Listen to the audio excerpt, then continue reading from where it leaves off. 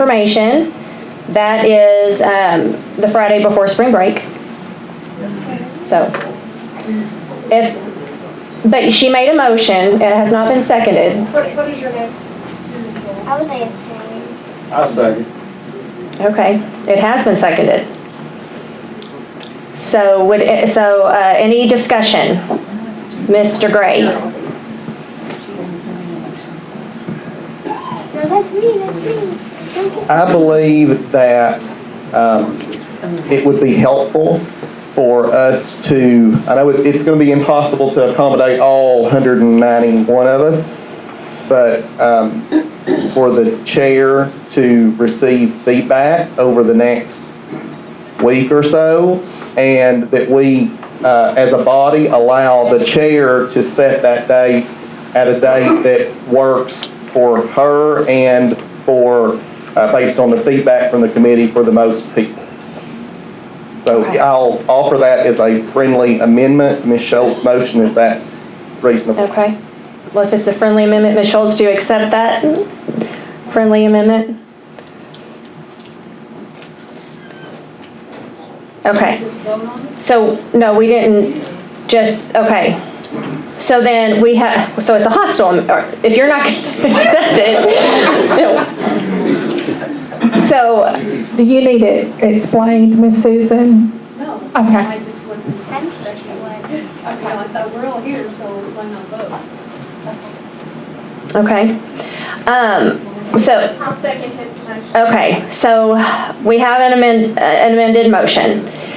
So, any debate on the amended motion, which is to, which is to allow the chair to decide when we're going to have our convention after receiving feedback from the body. Any discussion?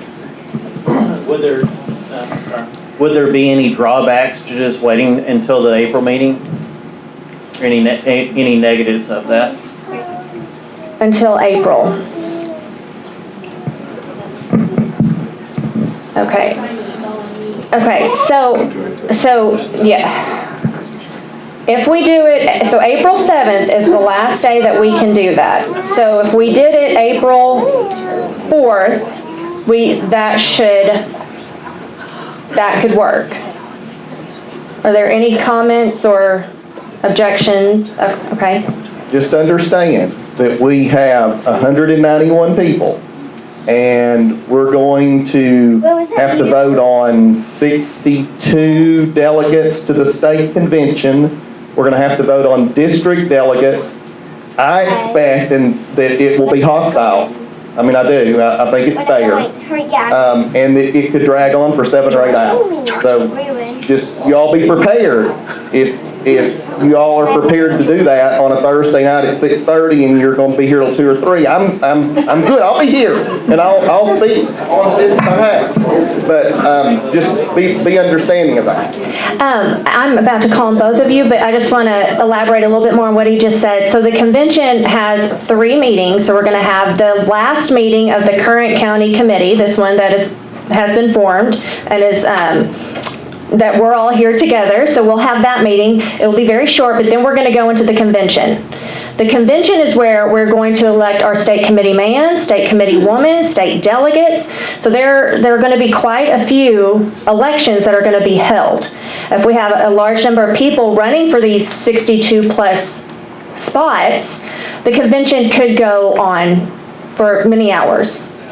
So that is the point that he is making. After that, after we finish convention, then we go into the first meeting of the new county committee. So that's the 2024 through 2026 county committee. And during that, we're going to elect our district members. So it is going to be a longer meeting than usual. Or it has the potential to be a longer meeting than usual. Mr. I may be wrong, but you will elect 124 people. Because you'll elect delegates, 62. And alternates. Yes, and alternates. Yes, I'm sorry. Thank you for that correction. Okay, so I just wanted to throw that out there. Ms. Bernard, I saw your hand up. Only thing I was going to say is that if it's the Friday before spring break, there's a big potential that there's going to be, they're going to be leaving for vacation. And if it's something that important, we might want to look at a different, to where the potential for a lot of people to be on vacation. I mean, it doesn't affect me, I'm not going anywhere, but I just know that time of year, a lot of people leave for spring break on Friday. Okay, thank you for your consideration. I think that's a good point. Ms. Mills, did you want to say something? I don't want to have the convention on the same night we elect the new county chairman.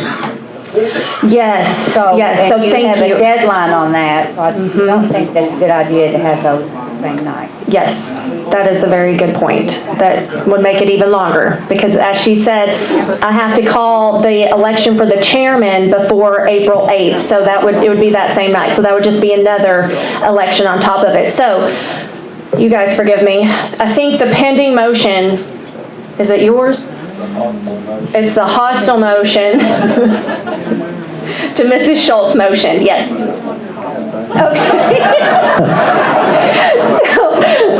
So I believe, Mr. Lex, yes. I was just going to make a point of information. Scott said it may take 7 hours. From doing this a number of times in the past as county chairman, if you're going to elect 124, usually what we've done in the past, and of course you can do something different now if you want to elect one at a time, was we go ahead and vote on everybody, and the person that got the most votes would be number 1 delegate all the way through 62, and then number 63 would be an alternate. So I think you can do something like that, and it won't take 7 hours. Okay, that's a great suggestion, thank you. And I think we're planning for a disaster, and hopefully we don't have one, and it will be as simple as it has been in the past. But we just want to prepare for a long night with many people running for these positions, because we know Saline County is so passionate about being involved. So, okay, let me please go back to the motion that we had. So you are accepting his amendment. So the motion on the floor is that the chair chooses the next date for the convention, and that it's not going to be on the first Thursday of March. Okay, that was probably brutal, but hopefully you understand. Okay, so we have that motion. It was seconded by Ms. Gray, correct? And the discussion, any further discussion? Okay, seeing none, let's take a vote. All those in favor of Mr. Gray's motion, please say aye. Aye. All those opposed, please say nay. Okay, thank you. That passed. All right, let's move on to reports. Saline County Republican Women, Ms. Candy Cox. Oh, that's me.